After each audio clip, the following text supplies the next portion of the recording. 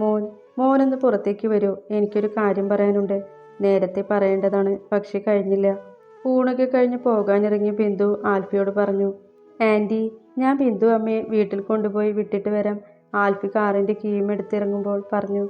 നീ എന്തിനാ കൊച്ചിറക്കെ പോകുന്നേ? ആ ഡ്രൈവറോട് പറ അവരെ കൊണ്ടുപോയി വിട്ടിട്ട് വരാൻ. അലിയെ ചേർത്ത് പിടിച്ചു എന്തൊക്കെയോ പറഞ്ഞ് സമാധാനിപ്പിക്കുന്ന ബിന്ദുവിനെ ഇഷ്ടക്കേടോടെ നോക്കി വിമല പറഞ്ഞു.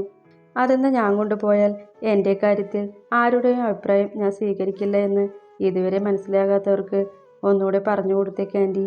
വിമലയെ നോക്കി പുച്ഛത്തോടെ പറഞ്ഞുകൊണ്ട് ആൽഫി പുറത്തേക്ക് ഇറങ്ങിപ്പോയി. അമ്മച്ചിക്ക് ഇതിൻ്റെ വല്ല ആവശ്യമുണ്ടായിരുന്നോ? അവൻ്റെ കാര്യങ്ങൾ തീരുമാനിക്കാൻ അവനറിയാം. ഇമ്മാതിരി അഭിപ്രായം കൊണ്ട് ഇനിയും പിന്നാലെ പോകരുത്.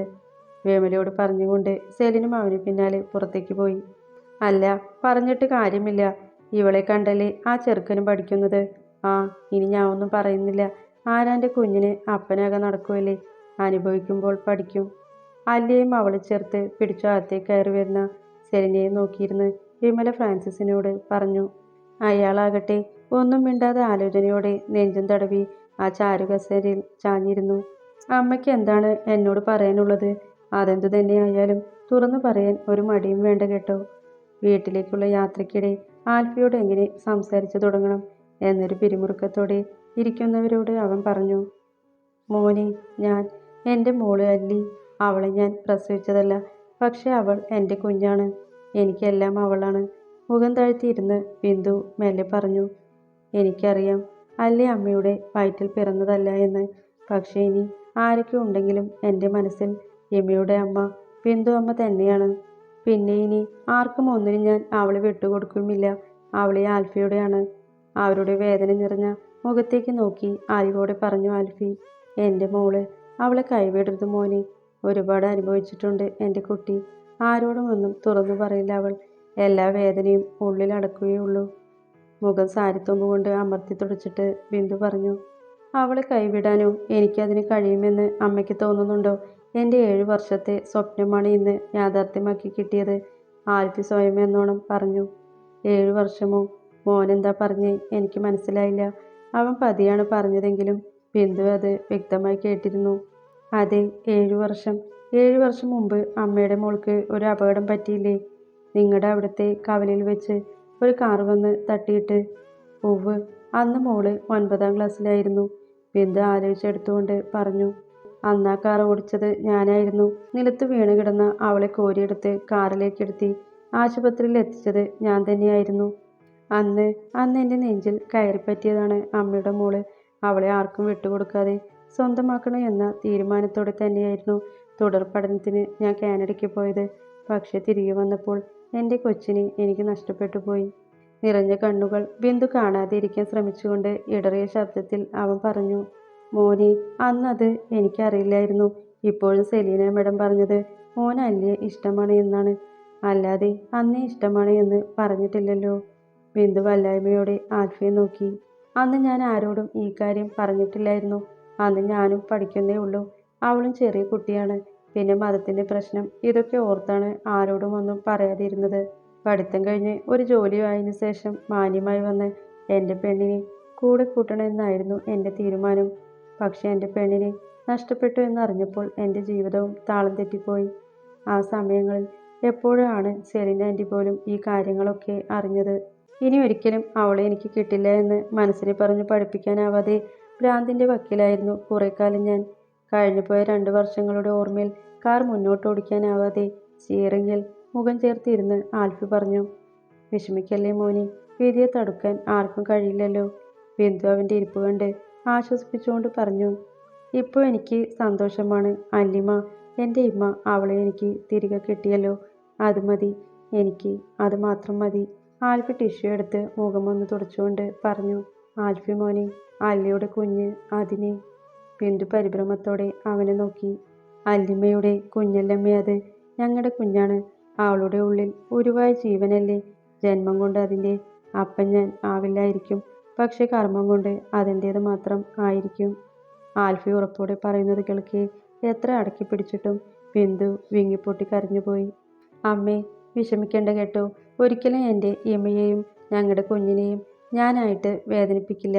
വിഷമിപ്പിക്കാൻ ആരെയും അനുവദിക്കുകയുമില്ല. ആൽഫി ഉറപ്പോടെ അവരോട് പറഞ്ഞു.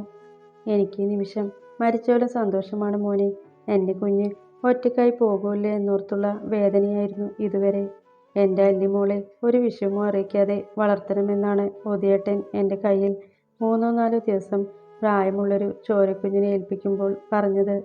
പക്ഷേ എൻ്റെ പൊന്നുമോള് എല്ലാ വിഷമവും അറിഞ്ഞു തന്നെയാണ് വളർന്നത്. ഒടുവിൽ ഭർത്താവിൻ്റെ ചതി കൂടി നേരിട്ട് കാണേണ്ടി വന്നു അവൾക്ക്. വേദനയോടെ അവർ കണ്ണുകൾ തുടച്ചുകൊണ്ട് പറഞ്ഞു. അമ്മയിനി മരണത്തെക്കുറിച്ച് പറയരുത്. അമ്മയുടെ മോളുടെ സന്തോഷം നിറഞ്ഞ ജീവിതം അമ്മയ്ക്ക് കാണണ്ടേ? ഞങ്ങളുടെ കുഞ്ഞുമണിയെ കാണണ്ടേ? ഞങ്ങൾക്കൊപ്പം ആ സന്തോഷത്തിൽ പങ്കുചേരാൻ അമ്മയും കൂടെ വേണം. ആൽഫി അവരെ സ്നേഹത്തോടെ നോക്കിയിരുന്നു കൊണ്ട് പറഞ്ഞു. ആൽഫി അവൻ്റെ വാക്കുകളിൽ നിറഞ്ഞു നിൽക്കുന്ന അല്ലിയോടുള്ള സ്നേഹം, കരുതൽ, കുഞ്ഞിനെക്കുറിച്ച് പറഞ്ഞത് അതൊക്കെ തന്നെയായിരുന്നു വീടിനുള്ളിലേക്ക് കയറി വരുമ്പോഴും ബിന്ദുവിൻ്റെ മനസ്സിൽ നിറഞ്ഞു നിന്നത്. എന്തേ, പുതിയ കോടീശ്വരൻ മരുമകൻ റോഡിൽ ഇറക്കി വിട്ടിട്ട് പോയോ? ഉച്ചച്ചിരി അടക്കി പിടിച്ചുകൊണ്ട് നളിനി തിരക്കി. ആൽഫയെക്കുറിച്ചും അല്ലിയെക്കുറിച്ചും ചിന്തിച്ചു കയറി വന്ന ബിന്ദു നളിനിയുടെ ചോദ്യം മനസ്സിലാകാതെ ഒന്ന് പകച്ചു നിന്നു. എന്താ എന്താ നളിനി നീ ചോദിച്ചത്? ബിന്ദു തിരിഞ്ഞു നിന്ന് അവരെ ഒന്ന് നോക്കിക്കൊണ്ട് ചോദിച്ചു. അല്ല, പുതിയ മരുമകൻ ഗേറ്റിന് പുറത്ത് ഇറക്കി വിട്ടിട്ട് പോയോ എന്ന് ചോദിച്ചതാണ് എൻ്റെ ബിന്ദു. എനിക്ക് പുതിയതും പഴയതും ഒന്നുമില്ല, ഒരു മരുമകനേ ഉള്ളൂ. പിന്നെ റോഡിലല്ല, എൻ്റെ വീടിൻ്റെ ഗേറ്റിന് പുറത്താണ് എന്നെ കൊണ്ടുവന്ന് വിട്ടത്. എന്നാൽ പിന്നെ ബിന്ദുവിന് അവനെ ഇങ്ങോട്ട് വിളിക്കാമായിരുന്നില്ലേ? ആദ്യമായിട്ടല്ലേ ഈ മുറ്റത്ത് വരുന്നത്? ഒരു ഗ്ലാസ് വെള്ളം കുടിച്ച് ഞങ്ങളെ ഒന്ന് പരിചയപ്പെട്ടിട്ട് പോകാമായിരുന്നല്ലോ. നളിനി മോളെ നോക്കി കണ്ണൊന്ന് ചിമ്മിക്കൊണ്ട് പറഞ്ഞു.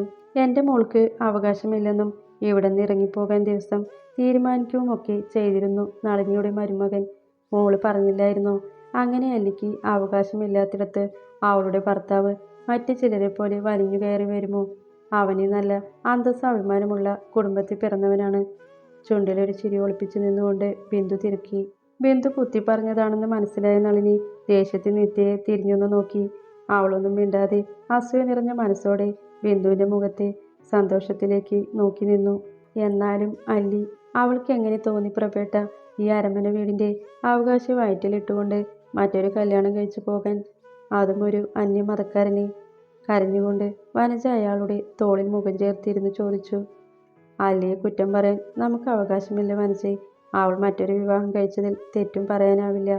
പ്രഭാകരൻ മെല്ലെ അവരോട് പറഞ്ഞു. പ്രഭേട്ടനെ അവളെ ന്യായീകരിക്കാൻ നിൽക്കുവാണോ? ഈർഷ്യയോടെ അവർ മുഖമുയർത്തി അയാളോട് ചോദിച്ചു. നമ്മുടെ മോൻ ചെയ്ത പോലെയുള്ള തെറ്റൊന്നും അല്ലി ചെയ്തിട്ടില്ല വനജെ. അയാൾ ദൂരേക്ക് നോക്കിയിരുന്നു കൊണ്ട് പറഞ്ഞു. എങ്കിലും പ്രസവം വരെയെങ്കിലും അവൾക്ക് ഈ വിവാഹത്തിൽ നിന്ന് മാറി നിൽക്കാമായിരുന്നു. എത്ര ആലോചിച്ചിട്ടും അല്ലി വിവാഹം കഴിച്ചു എന്നത് സഹിക്കാതെ വനജ പറഞ്ഞു. വിനോദിന് അല്ലി അവൻ്റെ ഭാര്യയായിരിക്കെ ഈ വീട്ടിൽ അവരുടെ ബെഡ്റൂമിൽ അവൻ്റെ കാമുകിക്കൊപ്പം കിടക്ക പങ്കിടാമെങ്കിൽ ഇന്ന് നിയമപരമായി വേർപിരിഞ്ഞ ശേഷം അല്ലിക്ക് എന്തുകൊണ്ട് മറ്റൊരു വിവാഹം കഴിച്ചൂടാ? പ്രഭാകരൻ ശോഭം അടക്കി അവരോട് തിരക്കി. അതല്ല, അവൾക്ക് ആ കുഞ്ഞിനെ പ്രസവിച്ചു നമ്മളെ ഏൽപ്പിച്ചിട്ട്. നിർത്ത് വനജെ, നീ എന്താ പറഞ്ഞു വരുന്നത്? നിനക്ക് തോന്നുന്നുണ്ടോ അല്ലി കുഞ്ഞിനെ നമുക്ക് തരുമെന്ന്? അവരെ പറഞ്ഞു തീർക്കാൻ സമ്മതിക്കാതെ പ്രഭാകരൻ തിരക്കി. പിന്നെ പിന്നെ തരാതെ നമ്മുടെ കുഞ്ഞിനെ അവൾക്ക് എന്തിനാ പ്രഭേട്ട? പുതിയ ബന്ധത്തിൽ അവൾക്ക് കുട്ടികൾ ഉണ്ടാവുമ്പോൾ നമ്മുടെ കുഞ്ഞ് അവിടെ അധികപ്പറ്റാവും. എനിക്കത് ഓർക്കാൻ പോലും വയ്യ. മുഖം പൊത്തി കരഞ്ഞുകൊണ്ട് അവർ പറഞ്ഞു. അപ്പോൾ വിനോദിന് കുഞ്ഞുണ്ടായി കഴിയുമ്പോൾ ഈ കുഞ്ഞ് ഇവിടെ അധികപ്പറ്റാവില്ലേ? അയാൾ വേദനയോടെ തിരക്കി. നമ്മൾ നോക്കില്ലേ അതിനെ?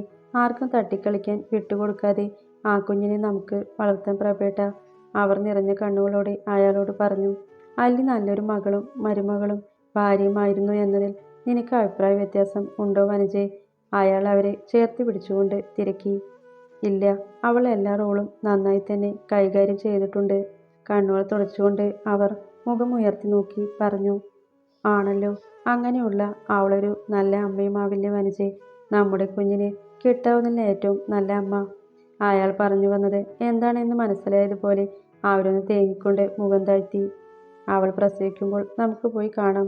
ആ പയ്യനും മല്ലിയും സമ്മതിക്കുവാണെങ്കിൽ ആ കുഞ്ഞ് വളർന്ന് കാര്യങ്ങൾ മനസ്സിലാക്കും വരെ വല്ലപ്പോഴും ദൂരെ നിന്നെങ്കിലും കാണാം. അതിനുള്ള ഭാഗ്യമേ നമുക്കുള്ളൂ എന്ന് കരുതി സമാധാനിക്കാം. വേദനയുടെ നെഞ്ചെന്ന് തടവിക്കൊണ്ട് അയാൾ പറഞ്ഞു. ഭാഗ്യമില്ലാത്ത ജന്മങ്ങളാണ് നമ്മൾ അല്ലേ പ്രഭേട്ട? അയാളുടെ തോളിൽ തലചായ്ച്ചിരുന്നു കൊണ്ട് അവർ വിങ്ങലോടെ പറഞ്ഞു. കൈവേലിക്കലേക്ക് തിരികെ പോകുമ്പോൾ ആൽഫിയുടെ മനസ്സിൽ നിറഞ്ഞ സന്തോഷമായിരുന്നു.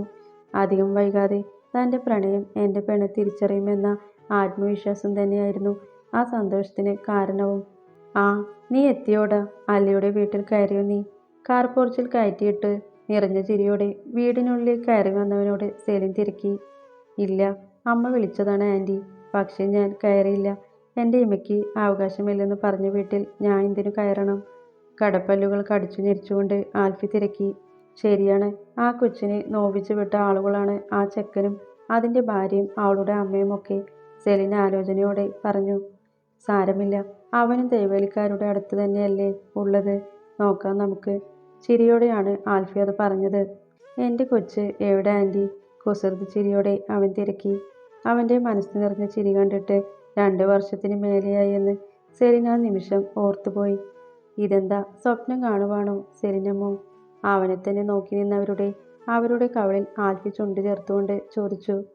ഞാൻ കാണുന്ന നിന്റെ ഈ ചിരി ഒരു സ്വപ്നമല്ലല്ലോ എന്ന് ഓർത്തു നിന്നതാണ്. നിറഞ്ഞു വന്ന കണ്ണെന്ന് ചിമ്മി സെലിൻ പറഞ്ഞു.